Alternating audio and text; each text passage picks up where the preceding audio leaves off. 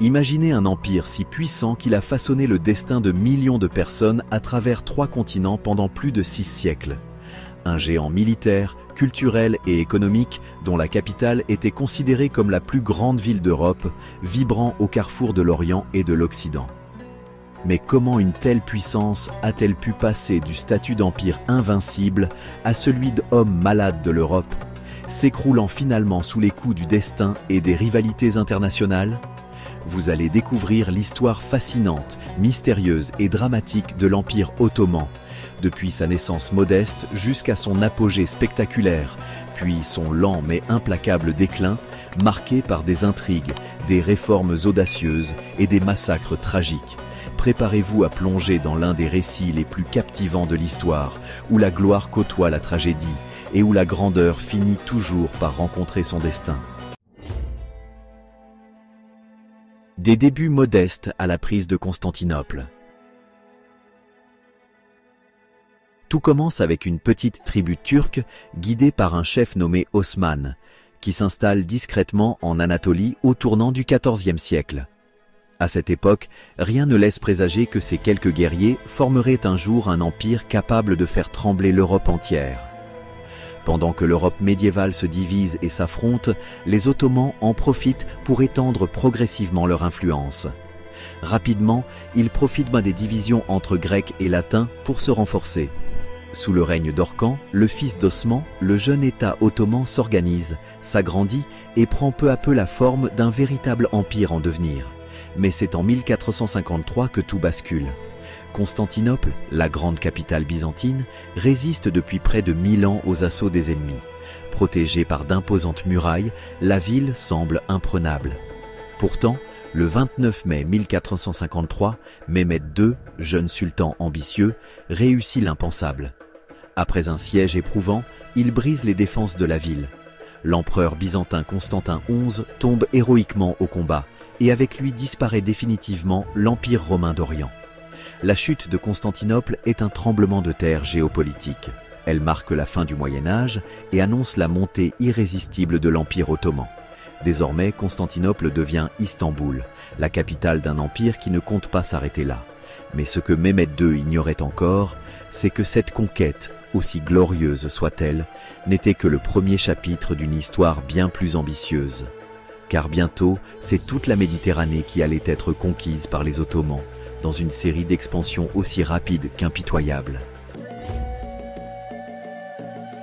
L'expansion fulgurante et l'âge d'or de Soliman. Après la conquête retentissante de Constantinople, l'Empire ottoman ne s'arrête pas là. Mehmed II lance une série de conquêtes maritimes et terrestres qui transforment rapidement son royaume en un vaste empire. Rhodes, Chypre, l'Égypte, la Syrie et même les Balkans tombent un à un sous domination ottomane. Mais c'est sous Soliman le Magnifique, au XVIe siècle, que l'Empire atteint véritablement son apogée.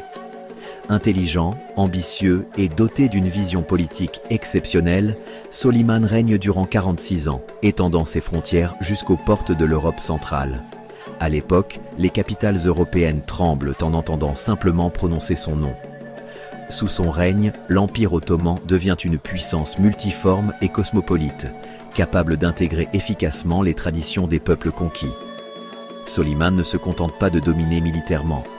Il réorganise aussi en profondeur l'administration impériale, modernise le système juridique et impose son autorité à travers tout l'Empire grâce à une armée redoutable, dont les fameux janissaires, composés de jeunes recrues chrétiennes converties à l'islam, deviennent les soldats d'élite. Constantinople, devenue Istanbul, reflète désormais la grandeur de cet empire. De majestueuses mosquées, palais et marchés surgissent partout, transformant la ville en un centre économique et culturel incontournable entre l'Orient et l'Occident. Istanbul devient une capitale cosmopolite, réunissant des peuples venus de toute l'Europe, d'Asie et d'Afrique. Pourtant, malgré son apparente invincibilité, la puissance ottomane connaît ses premières failles avec le siège infructueux de Vienne en 1529, suivi par la célèbre bataille navale de Lépante en 1571, où une coalition chrétienne inflige une défaite symbolique à la flotte ottomane. Ces revers sont-ils seulement de simples incidents ou annoncent-ils déjà les prémices du déclin? Ce que personne ne savait à l'époque, c'est que derrière la façade d'un empire invincible, des fissures commençaient déjà lentement à apparaître. L'apogée cachait-elle déjà le déclin? À première vue, l'Empire ottoman semble invincible au XVIe siècle. Soliman le Magnifique est au sommet de son pouvoir et Istanbul rayonne de toute sa splendeur. Mais cette puissance exceptionnelle cache déjà en réalité des fragilités profondes. La bataille de Lépante, en 1571, où les Ottomans subissent une lourde défaite navale face à une coalition chrétienne, est un premier coup dur qui ébranle le prestige impérial. Certes, cette défaite ne détruit pas immédiatement la puissance ottomane, mais elle révèle les limites de leur invincibilité. Les grandes conquêtes ralentissent progressivement. Le système militaire, basé sur la distribution de terres fiscales aux soldats, atteint ses limites. Il n'y a plus assez de nouveaux territoires pour satisfaire l'appétit des troupes. Les janissaires, autrefois corps d'élite fidèles et redoutables, deviennent peu à peu une caste puissante et corrompue, influençant même les décisions politiques. Pendant ce temps, la société ottomane continue pourtant de prospérer économiquement et culturellement. Istanbul reste un pôle économique majeur où se croisent marchands européens, commerçants arabes et artisans juifs. La ville demeure un centre vibrant de culture, d'art et d'architecture, malgré les défis croissants auxquels l'Empire doit faire face. Mais derrière cette prospérité apparente, le déclin politique et militaire s'amorce lentement. Le pouvoir impérial perd progressivement son efficacité administrative et militaire, miné par les intrigues internes et les rivalités entre grandes familles influentes. Alors que les Ottomans vivent encore sur leur gloire passée, la réalité commence à les rattraper lentement. La question n'est désormais plus de savoir si le déclin arrivera, mais quand et comment il s'imposera au plus grand empire du monde méditerranéen. Et cette crise latente, encore invisible aux yeux de nombreux contemporains, ne tardera pas à se manifester brutalement au siècle suivant. XVIIe siècle, crise ou simple adaptation? Au XVIIe siècle, le temps des conquêtes faciles est bel et bien révolu. Les armées ottomanes, qui avaient autrefois balayé royaumes et principautés, se heurtent désormais à des résistances plus solides. L'expansion territoriale s'essouffle. À l'exception de la prise de la Crète aux Vénitiens, l'Empire n'enregistre plus de victoires spectaculaires. Les causes de ce ralentissement sont multiples. Le système du timar, qui permettait aux soldats de vivre des impôts collectés sur les terres conquises, montre ses limites. Les janissaires, autrefois redoutés, deviennent progressivement des rentiers attachés à leurs privilèges, moins enclins à risquer leur vie sur le champ de bataille. Et le devshirme, ce recrutement forcé d'enfants chrétiens convertis en serviteurs et soldats, s'affaiblit au fil des décennies, ne trouvant plus la même légitimité qu'auparavant. Pourtant, réduire cette période à un simple déclin serait une erreur.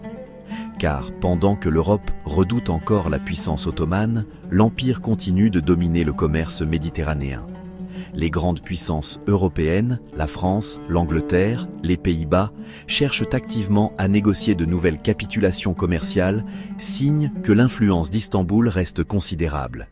Même après l'échec retentissant devant Vienne en 1683 et la signature humiliante de la paix de Karlowitz en 1699, l'Empire ottoman demeure la première puissance de la Méditerranée. En réalité, l'Empire s'adapte plus qu'il ne s'effondre. Il réorganise son administration, négocie avec les élites locales, autorise les minorités religieuses à conserver leurs lois et leurs traditions, tout en essayant de contenir les révoltes internes. Car si l'autorité du sultan paraît absolue, elle repose en vérité sur un équilibre fragile entre le pouvoir central et les notables provinciaux. Ce modèle, fondé sur la négociation permanente et le pragmatisme, retarde l'inévitable. Mais la pression grandissante des puissances européennes, combinée à la montée des ambitions régionales, annonce déjà un siècle XVIIIe encore plus complexe et périlleux. La question se pose désormais. L'Empire ottoman parviendra-t-il à se réinventer face à un monde qui change à toute vitesse? XVIIIe siècle, fascination ou rivalité avec l'Europe? À l'aube du XVIIIe siècle, l'Empire ottoman se retrouve à la croisée des chemins. Après des décennies de succès militaires et de prospérité, il doit désormais affronter un dilemme inédit. Comment maintenir sa puissance face à une Europe qui prend une avance économique, scientifique et militaire toujours plus nette? Certains voient dans cette période une fascination croissante des Ottomans pour l'Occident. C'est vrai qu'Istanbul se tourne davantage vers l'Europe. Les sultans envoient des observateurs dans les grandes capitales, traduisent des ouvrages français et en 1727, une imprimerie en caractères arabes ouvre ses portes. Des tentatives timides, parfois maladroites, de modernisation naissent au sein de l'administration impériale. Mais ces efforts restent limités, souvent freinés par les conservateurs religieux et les élites locales, qui redoutent que l'imitation de l'Europe ne dénature l'identité de l'Empire. Pendant ce temps, la Russie devient un adversaire redoutable. La guerre, de plus en plus fréquente dans les Balkans, épuise les ressources financières et humaines. Le traité de Küçük-Kaynarca, signé en 1774 après une série de défaites cuisantes, marque un tournant dramatique. Le sultan perd d'immenses territoires au profit des Russes et voit son prestige s'effondrer. Pourtant, l'Empire ottoman n'est pas encore à terre. Les grandes villes, notamment Istanbul, conservent une vitalité étonnante. Les marchés restent animés, les caravanes affluent et l'Empire reste un centre commercial incontournable. La société urbaine évolue lentement, transformée par la prospérité de certaines provinces, mais sans rupture brutale avec son passé. Il faut dire que, malgré les reculs militaires, le pouvoir impérial conserve une capacité d'adaptation surprenante. Les sultans jonglent entre la défense des traditions et l'adoption prudente d'innovations européennes. Cette modernité partielle, souvent inaboutie, ne suffit cependant pas à enrayer l'érosion progressive de l'influence ottomane. Car pendant que les Ottomans hésitent entre imitation et affirmation, l'Europe industrielle avance inexorablement. Les tensions se multiplient, les dettes s'accumulent et l'ombre grandissante des nationalismes se profile. L'Empire est désormais confronté à un défi immense, trouver une voie pour se réformer sans perdre son âme et sa survie. 19e siècle, réformes ambitieuses ou illusions désespérées. Le 19e siècle débute dans un climat d'urgence. Les sultans comprennent qu'ils ne peuvent en plus simplement s'appuyer sur l'héritage glorieux du passé. L'expédition d'Égypte menée par Napoléon en 1798, les révoltes balkaniques, la montée des ambitions russes. Tous ces signaux annoncent qu'il est temps de transformer l'Empire ottoman en profondeur. C'est dans cette atmosphère d'inquiétude que naît l'ère des Tanzimat, une série de grandes réformes lancées à partir de 1839 par le sultan Mahmud II puis ses successeurs. Leur but est clair, moderniser l'armée, réorganiser la fiscalité, renforcer la justice et tenter d'unifier un empire aux identités multiples. Le système militaire ancestral, comme le corps des janissaires, est balayé pour faire place à une armée moderne, recrutée sur le modèle européen. Des codes juridiques inspirés de la France voient le jour, et les écoles d'État essaient d'inculquer un sentiment d'appartenance commun à tous les sujets. Mais ces efforts titanesques se heurtent vite à des obstacles redoutables. Les réformes sont perçues par beaucoup comme une trahison des traditions islamiques et ottomanes. Les élites locales, longtemps habituées à leur autonomie, résistent à la centralisation du pouvoir. Même la création d'institutions municipales modernes dans les grandes villes ne suffit pas à créer une véritable cohésion impériale. Pendant ce temps, l'Europe exerce une pression constante. Les puissances occidentales s'ingèrent dans les affaires intérieures, imposent des emprunts colossaux qui étranglent les finances impériales et protègent les minorités chrétiennes pour mieux avancer leurs intérêts. La guerre de Crimée, en 1856, montre que l'Empire ottoman est devenu un pion dans le grand jeu diplomatique européen. Ses victoires et ses défaites dépendent désormais autant des alliances que de sa propre force. Malgré tout, certains voient dans les Tanzimat l'ébauche d'une modernité ottomane.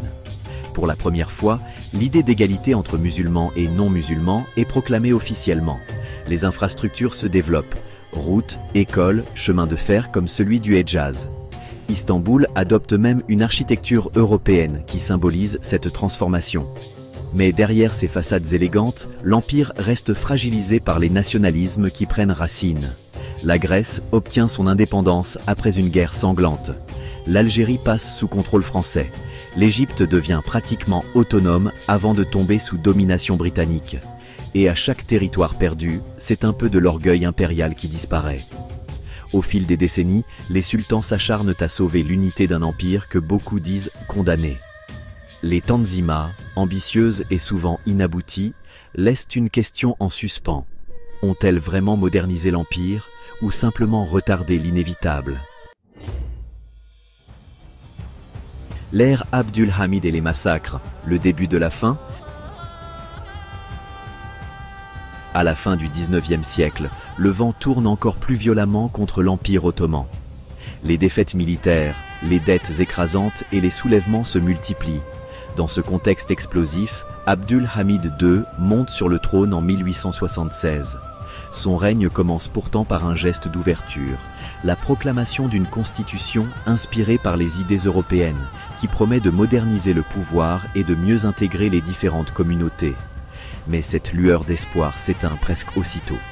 Confronté à la crise balkanique et à une guerre désastreuse contre la Russie, Abdul Hamid suspend la constitution et rétablit un gouvernement autoritaire. C'est une époque sombre, marquée par la répression et la surveillance. L'Empire se referme sur lui-même, tandis que la propagande impériale exalte l'islam comme ciment ultime d'un pouvoir qui vacille. Le califat devient l'argument central pour rallier les populations musulmanes, y compris celles qui n'ont jamais été turques, arabes, kurdes, albanais. Mais la défiance grandit. Pendant ce temps, les tensions ethniques atteignent un point de non-retour. Entre 1894 et 1896, les provinces orientales sont le théâtre de massacres d'Arméniens qui choquent l'opinion internationale. Ces violences, qui feront des centaines de milliers de morts, marquent un traumatisme durable. Aujourd'hui encore, la question de leur qualification, génocide ou non, alimente une controverse profonde. Les nationalismes, eux, deviennent de plus en plus actifs. Les Albanais, jadis piliers du système ottoman, rejettent la centralisation autoritaire d'Istanbul. Les Arabes réclament plus d'autonomie. Les jeunes Turcs, mouvement né dans la clandestinité, préparent la fin de l'absolutisme et rêvent de rétablir la Constitution. En 1908, tout bascule. Un soulèvement orchestré par les jeunes Turcs contraint Abdul Hamid à restaurer la Constitution qu'il avait enterrée 30 ans plus tôt. Mais ce retour à la légalité parlementaire n'apporte pas la stabilité espérée, car la décomposition de l'Empire est désormais irréversible. Les provinces s'émancipent une à une. La Bulgarie proclame son indépendance. La Bosnie-Herzégovine est annexée par l'Autriche-Hongrie. La Crète rejoint la Grèce. L'autorité sultanienne ne cesse de se réduire comme une peau de chagrin. Pour beaucoup, il est déjà trop tard. Les réformes ambitieuses des jeunes Turcs arrivent au moment même où l'Empire est rongé par les haines ethniques, la défiance extérieure et le souvenir amer des massacres. Le compte à rebours vers la disparition finale est enclenché. La Première Guerre mondiale, le coup fatal? Quand l'Europe s'embrase en 1914, l'Empire ottoman n'est plus que l'ombre de lui-même. Ses territoires se sont effrités, son prestige est en lambeaux et sa survie dépend de manœuvres diplomatiques de plus en plus désespérées. Pourtant, dans un dernier sursaut, les jeunes Turcs croient encore pouvoir redonner une place de puissance à cet empire chancelant. En se rangeant aux côtés de l'Allemagne contre la Russie et ses alliés, les dirigeants ottomans espèrent récupérer le contrôle perdu sur les Balkans et sécuriser leurs frontières. Mais dès le départ, ce choix s'avère funeste. L'armée ottomane, affaiblie et mal préparée, subit des revers sanglants. Malgré quelques succès, comme la résistance héroïque des Dardanelles qui repousse les Alliés, le conflit devient un long calvaire. C'est aussi pendant ces années de guerre qu'un drame immense se déroule. Au printemps 1915, les autorités ottomanes ordonnent la déportation massive des populations arméniennes vivant près du front russe. Les convois, les massacres, la famine feront des centaines de milliers de morts. Ce qui est aujourd'hui reconnu par de nombreux pays comme le premier génocide du XXe siècle continue de diviser profondément les mémoires. Le gouvernement turc, lui, refuse toujours de reconnaître une intention d'extermination planifiée. Pendant ce temps, l'Empire se désagrège à grande vitesse. La révolte arabe, soutenue par les Britanniques, emporte le Proche-Orient. Des accords secrets comme le Sykes-Picot préparent le démembrement méthodique de ces possessions. La déclaration Balfour promet un foyer national juif en Palestine, tandis que la France et l'Angleterre se partagent d'avance les provinces arabes. Quand l'armistice survient en 1918, l'Empire ottoman est exsangue. Le traité de Sèvres, signé en 1920, entérine son dépeçage. La Grèce récupère des terres d'Asie mineure. La Syrie et la Palestine passent sous mandat européen et l'Arménie doit obtenir un territoire indépendant. La domination ottomane paraît définitivement anéantie.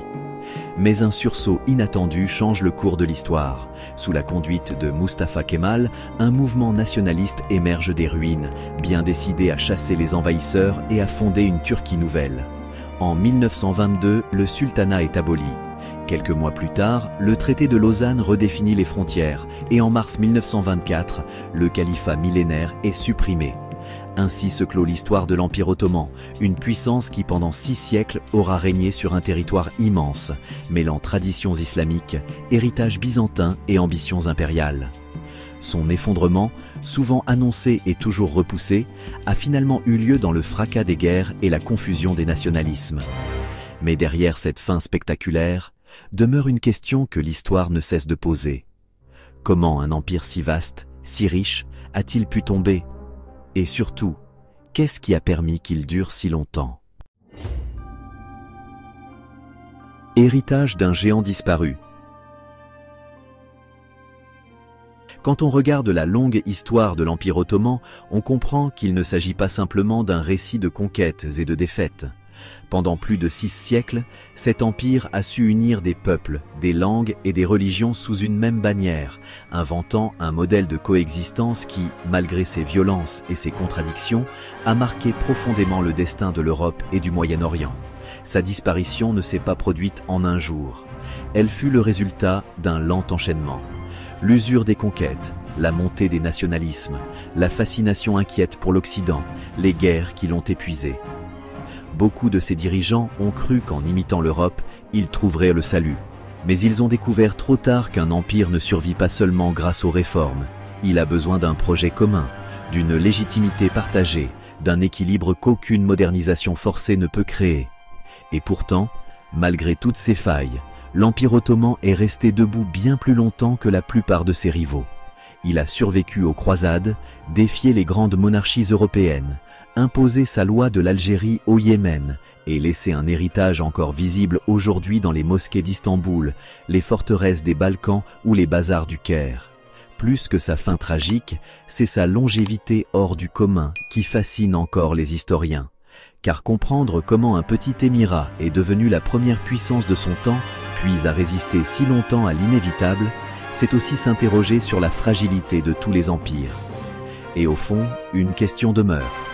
Dans un monde où les puissances montent et chutent sans cesse, l'histoire de l'Empire ottoman n'est-elle pas un miroir reflétant nos propres certitudes et leur possible effondrement ?